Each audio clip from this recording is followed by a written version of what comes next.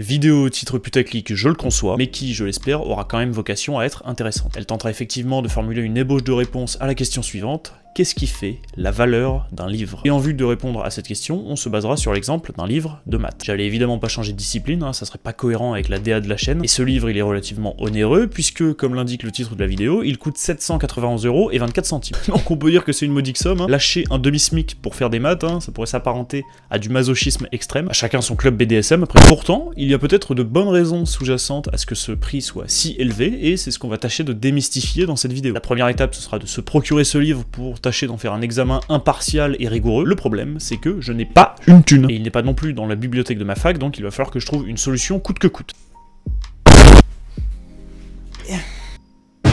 Bien évidemment, la solution me tendait les bras depuis le début, et cette solution se nomme CyberGhost VPN. Pas mal d'entre vous, je suis sûr, utilisent déjà un VPN au quotidien, que ce soit pour la confidentialité, pour le cryptage des données personnelles, et même tout simplement pour conserver son anonymat en ligne, c'est devenu essentiel d'en avoir un aujourd'hui. Il n'y a rien de mieux pour garantir sa sécurité en ligne, mais également pour élargir ses catalogues de streaming. Je rappelle qu'il y a quand même quasiment 30% du catalogue Netflix américain qu'on n'a pas en France. Alors la plupart des American Pie, on n'a pas accès, la série Dexter, on n'a pas accès, même certains mangas genre SNK, on n'y a pas accès en entier, donc c'est un scandale. Là vous allez me dire, mais Axel, quel est le foutu rapport avec le livre dont tu nous as parlé? Mais avec CyberGhost VPN, vous avez plein de livres, dont celui-ci, gratuitement. Vous n'êtes pas sans savoir qu'une bonne partie des sites universitaires américains vous bloquent parfois l'accès quand vous ne faites pas partie des États-Unis. Et c'est dommage parce que certains de ces sites sont des véritables mines d'or de connaissances, parce qu'ils mettent des livres à disposition, tout simplement parce qu'ils ont des accords. Et donc, en vous relocalisant aux États-Unis avec CyberGhost VPN, vous pouvez trouver assez aisément un site universitaire américain qui met à disposition ce livre et plein d'autres, donc c'est relativement une folie. Alors là, vous allez me demander, ok Axel, mais pourquoi en particulier CyberGhost VPN? Mais déjà, il vous permet de conserver une vitesse de navigation et de traitement des informations relativement supérieure à la plupart des VPN du marché. Ça, c'est grâce au protocole dernier cri WireGuard. C'est du chiffrement de pointe qui mise avant tout sur la vitesse et sur la sécurité. Ensuite, contrairement à certains, CyberGhost VPN ne conserve pas vos informations, tout simplement parce que c'est interdit dans le pays dans lequel l'entreprise est basée. De toute façon, leur serveur, c'est que de la mémoire vive, ils ont littéralement pas de quoi faire du stock massif de données. Après, vous avez une interface très ergonomique. Ça fait des années que j'ai pu tester une poignée de VPN, et croyez-moi qu'au niveau prise en main, c'est difficile de faire plus simple et mieux que CyberGhost VPN. Il y a eu un très beau boulot de fait là-dessus, et toutes les fonctionnalités se trouvent en 2 clics, et finalement, le rapport qualité-prix, il est phénoménal. Déjà, l'excellent score Trustpilot parle de lui-même, et grâce au lien que je vous mets dans la description, c'est seulement 2,03 € par mois pendant 2 ans. Donc vraiment, vous faites la manche à la gare pendant 1 heure, et vous le payez largement. Mais en plus, je vous file 4 mois offerts supplémentaires, et vous avez 45 jours pour vous rétracter. Vous avez évidemment un service client disponible en 24/7 très efficace, et la cerise sur le gâteau, vous pouvez l'utiliser sur 7 appareils différents. Il n'y a donc plus aucune excuse pour vous passer de ce bijou. Il ne vous reste plus qu'à faire comme les 38 millions d'utilisateurs déjà présents. Un grand merci à CyberGhost VPN. Reprenons la vidéo. La valeur marchande d'un livre, c'est une gigantesque équation à plusieurs variables. Cependant, vous allez très vite constater que dans le cas de notre étude, on va très vite pouvoir négliger certaines variables, un peu comme les physiciens qui font de la méca. Pour autant, on restera très proche de la vérité, et le but sera de voir si les raisons sont légitimes pour un prix aussi exorbitant. Alors déjà, on pourra évincer dans notre étude toutes les variables d'ordre subjectif. Il n'y aura pas ici de valeur sentimentale. Je découvre le livre à peu près en même temps que vous, donc je n'aurai aucun attachement particulier. Ce ne sera absolument pas mon cœur qui parlera. De même, on pourra évincer le concept de rareté. C'est un facteur qui est non négligeable pour les ouvrages anciens ou en édition limitée, mais là, on parle d'un livre publié il y a 13 ans, disponible en e-book et achetable un petit peu partout sur internet. Donc on pourra s'accorder à dire que c'est pas du tout une variable adaptée. Là, vous allez me dire, mais Axel, le système solaire étant de taille fini, tout est à peu près en édition limitée, alors ce serait peut-être intéressant de le considérer. Ce à quoi je répondrai que vous n'avez pas d'amis, laissez-moi continuer ma vidéo, on va encore divaguer et ça va durer 3 plombs. On évincera aussi la variable correspondant à l'état du livre. C'est évident que dans un état discutable, vous allez peut-être le payer 2 fois moins cher. Ici, on le considérera en parfait état et on le comparera exclusivement à des livres en parfait état. Et pour finir, j'aimerais clarifier quelque chose qui peut paraître un petit peu trivial, mais j'aimerais qu'on soit tous fixés sur cette assertion au départ. Il n'y a aucune corrélation entre la qualité d'un livre et son prix. Ce n'est pas parce que vous vous procurez un livre cher qu'il sera bon, ce n'est pas non plus parce que vous vous procurez un livre bon marché qu'il sera mauvais. Déjà, la qualité d'un livre, c'est très subjectif, et ensuite, on peut constater chaque année, dans de multiples exemples, ce manque de corrélation. Par exemple, vous prenez L'éthique de Spinoza ou L'étranger de Camus, et pour moins de 10 balles, vous avez une claque monumentale qui va vous rester en tête jusqu'à la fin de votre vie. Alors que si vous prenez, par exemple, au hasard, 30 ans de gaming d'Astérion, ou même Valek et son guide ultime pour démonter l'idéologie antiraciste, là c'est 15 balles et ça fait un peu cher le papier toilette. Pour qu'on en parle 2 secondes de ce livre, parce que que j'ai jamais vu un tel ramassis de médiocrité, que ce soit dans le fond ou la forme. T'imagines, t'es là, et tu payes 15 balles pour un PDF de 39 pages, déjà ça la fout mal. Mais en plus, tu te rends compte que c'est une présentation digne d'un lycéen, et qu'il y a des fautes à chaque page. Et tiens-toi bien, quand tu réduis la police à taille normale et que tu enlèves toutes les images, qui sont très souvent des stickers JVC qui prennent un tiers de la page, mais tu te retrouves avec une immondice de seulement 6 pages.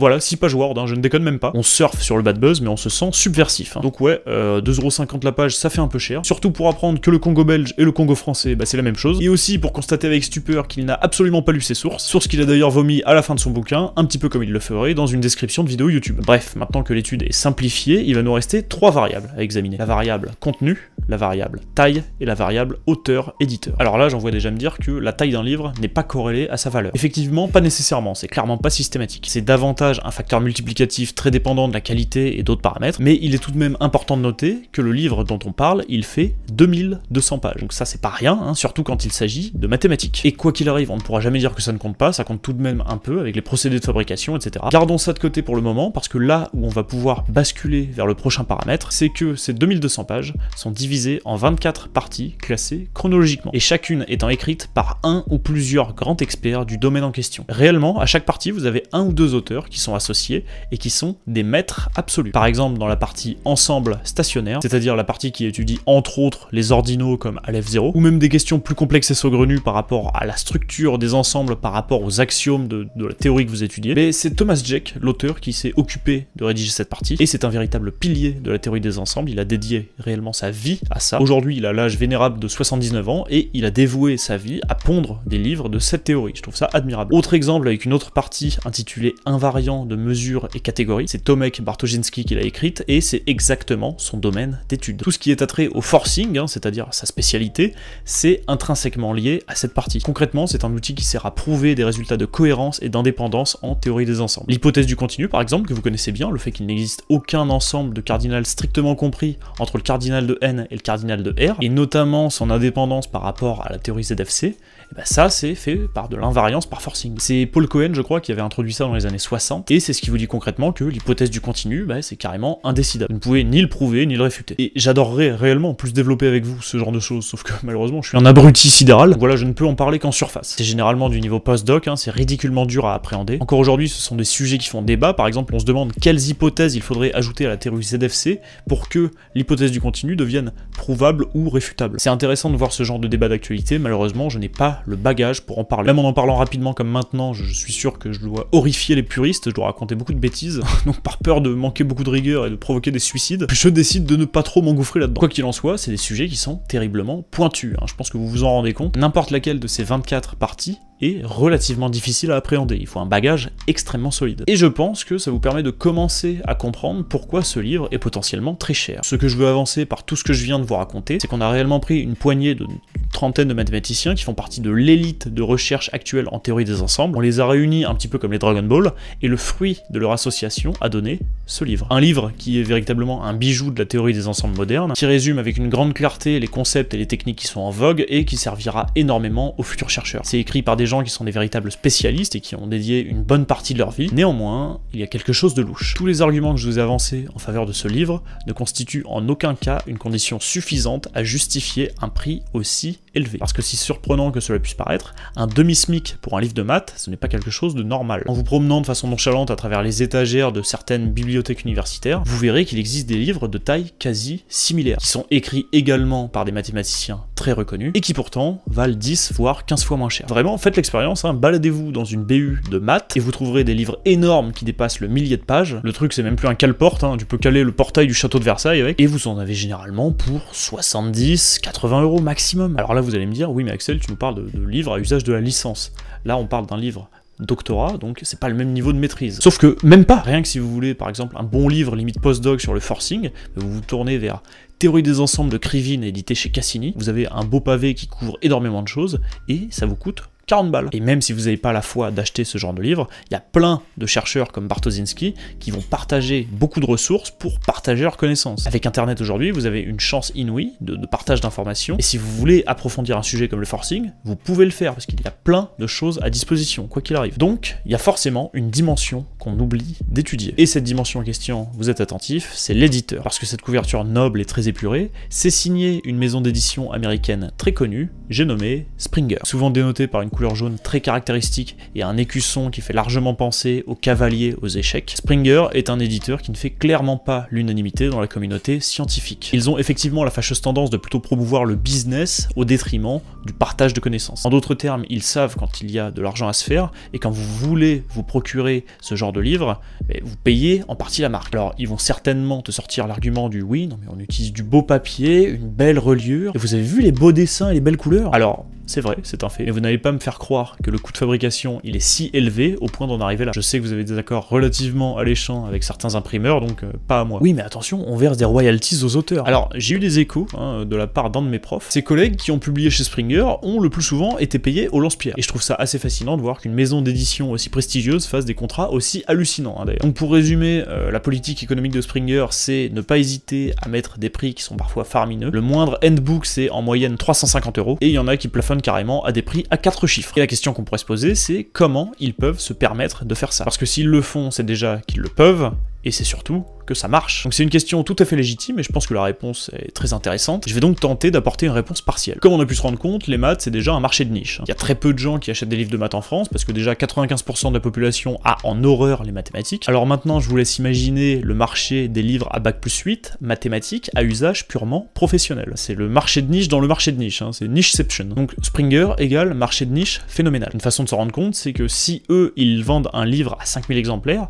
c'est le best-seller de la décennie pour eux. Au vu de la taille du public visé, déjà quand ils vendent un livre à 1000 exemplaires, c'est la fête. Alors imaginez 5000. Donc il y a très peu de demandes, ce qui signifie que pour que le marché soit cohérent, qu'il y a également très peu d'offres. Si peu d'offres qu'ils ont carrément le monopole sur pas mal de sujets. La notion de monopole, elle est primordiale, et pour bien vous faire comprendre ce concept, on va parler de diamant. La croyance populaire nous dit que le diamant est cher parce qu'il est très rare à trouver. Et ceci est un des plus gros mensonges de l'humanité. Il n'y a pas plus fallacieux que cette phrase, pourtant tout le monde y croyait encore dur comme fer au XXe siècle, parce que du diamant, il y en a sur tous les continents, absolument tous, et avec les bonnes méthodes, c'est pas si difficile que ça à trouver. Que ce soit en Afrique, en Russie, en Australie, au Canada, sur Minecraft même, vous trouvez du diamant partout. Le truc, c'est qu'il y a eu toute une stratégie marketing brillante de la part de l'industrie diamantaire, et notamment de la part de la société De Beers, tristement connue, pour contrôler la production et la distribution des diamants à l'international. Je pense que la plupart des gens connaissent le slogan « A diamond is forever ». Ça a été élu le slogan du siècle, rien que ça, et c'est la société De Beers qui l'a sorti. Et tout ça, ça a été pour encenser la rareté, le côté précieux et la qualité du diamant. Et c'est ce qui a contribué à créer une telle demande. Aujourd'hui, n'importe qui veut une bague de mariage un peu raffinée, il va penser instinctivement au diamant. Car les diamants sont éternels, donc mon couple le sera peut-être. Pas de bol, 2 ans plus tard, tu divorces. Bref, De Beers avait un monopole énorme sur toute l'industrie du diamant. Et pour maintenir ce monopole, ça n'hésitait pas à menacer et influencer les plus petits producteurs. Un énième scandale, vous allez me dire qu'on est plus à ça près. Et du coup, la conséquence de ça, c'est que leur société, elle fixait les prix qu'elle voulait. Ils se sont fait des marges tellement exorbitantes à ce niveau, et ont tellement croulé sous une abondance de fric en pompant les mines d'Afrique du Sud et du Botswana, que vous vous en doutez bien, ça a fini par péter. Ça pouvait pas durer éternellement, contrairement au diamant, parce que des scandales inhumains et répétés qui chiffrent à plusieurs milliards de dollars,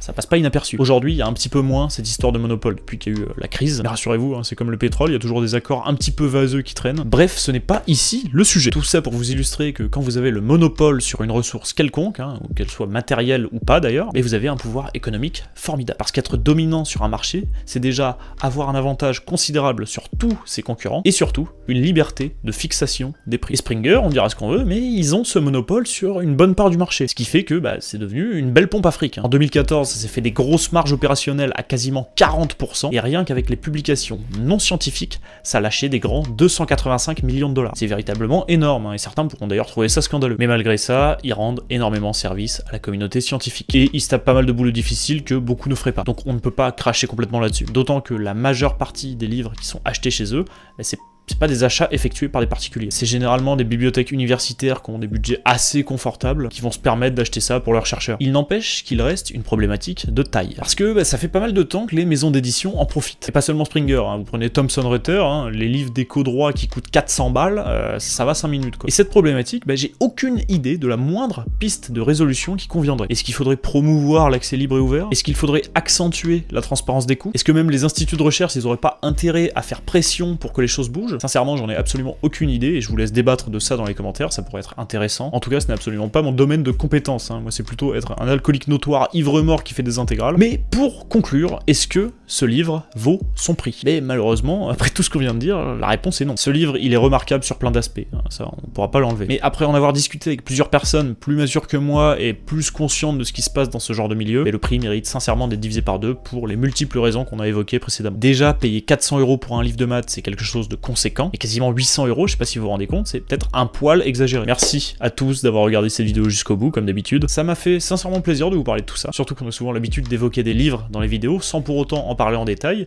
Ici, c'est un petit peu plus chose faite. À l'avenir, il n'est pas exclu qu'un jour, je vous présente un livre qui me tient extrêmement à cœur. Pas nécessairement axé mathématiques, hein, d'ailleurs, ce n'est pas mon seul centre d'intérêt. Alors évidemment, je m'excuse à l'avance des potentielles coquilles que j'ai pu commettre dans cette vidéo. C'est toujours amplifié quand on parle d'un sujet qui touche à plusieurs domaines dont on ne maîtrise pas tous les tenants et aboutissants. Si vous avez des correctifs à signaler ou des remarques complémentaires, n'hésitez surtout pas en commentaire, hein, c'est fait pour ça. Ça me permettra même de vous épingler si c'est cohérent et respectueux. Quoi qu'il en soit, tant que vous avez passé un bon moment et que vous avez eu des pistes de réflexion intéressantes, je considérerais que cette vidéo, elle est réussie. Si bien entendu ce n'est pas le cas, vous pouvez toujours me signaler pour terrorisme. Bien évidemment, je tiens à remercier encore une fois CyberGhost VPN pour avoir sponsorisé cette vidéo. C'est une participation qui a clairement été non négligeable. Encore une fois, je me permets d'être transparent avec vous et de vous proposer un outil que je trouve réellement utile pour améliorer sa qualité de vie, et sans pour autant se ruiner, bien évidemment. Donc si vous cherchez un excellent service de VPN, n'hésitez surtout pas, le lien dans la description, vous l'avez. Pour ma part, il est temps de me retirer. J'en reviens toujours pas qu'on ait atteint les 100 000 accélitos sur la chaîne. Sincèrement, merci du fond du cœur. Vous pouvez pas savoir à quel point ça me touche. Ça compte énormément pour moi, surtout que je suis quelqu'un de relativement insecure et je suis un parfait random. Je sais même pas pourquoi ça me tombe dessus, hein, vraiment. Vivement la vidéo unboxing du bouton des 100K dans laquelle je ferai exclusivement de la topologie avec ce bouton de merde. C'est fou à quel point j'ai rien à faire de ma vie, hein. Je vous dis à dans 6 mois pour une vidéo rocambolesque. Évidemment, j'abuse, hein, mais méfiez-vous quand même. Je vous fais des bisous, je vous aime fort et à bientôt pour une prochaine vidéo. Salut tout le monde.